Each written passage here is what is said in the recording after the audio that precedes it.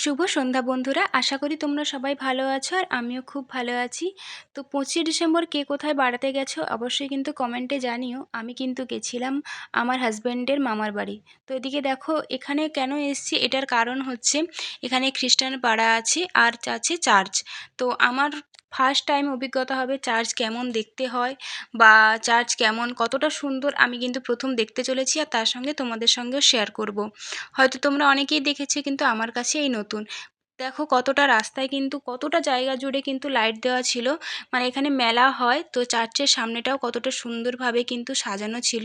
তো আমি চার্চের ভেতরে ঢুকবো, তো গেটের সামনেটা তোমাদের দেখিয়ে দিলাম কতটা সুন্দর। তো গেটের সামনে ঢোকার পরেই দেখছি এত সুন্দর করে লাইটিংগুলো দেওয়া ছিল, আমার ফার্স্ট টাইম দেখা কিন্তু এতটা সুন্দর লাগছিল, চোখ জুড়িয়ে যাচ্ছিল। তো তোমাদের কেমন লাগছে অবশ্যই কমেন্টে জানিও। আর এই খ্রিস্টান পাড়ায় কিন্তু প্রত্যেক বছর মেলা হয় আমি শুনেছি, তো আজকে ফার্স্ট দেখলাম। তো খুব সুন্দর লাগছিল, দারুণ লাগছিল। আর এদিকে দেখো কত সুন্দর সুন্দর সিনারি বা কত সুন্দর সুন্দর পার্টে পার্টে কিন্তু ছবিগুলো দেখাচ্ছে, মানে দেখানো হয়ে আছে। এদিকে কিন্তু আমি খুবই এক্সাইটেড ছিলাম, নতুন কিছু দেখছিলাম, নতুন কিছু জানলাম। তো তোমাদের কার কার অভিজ্ঞতা আছে এই চার্চ দেখা নিয়ে বা এই মেলা দেখা নিয়ে, তো তোমরা অবশ্যই কমেন্টে জানিও। তো এই জায়গাটা হচ্ছে গেঁওখালি।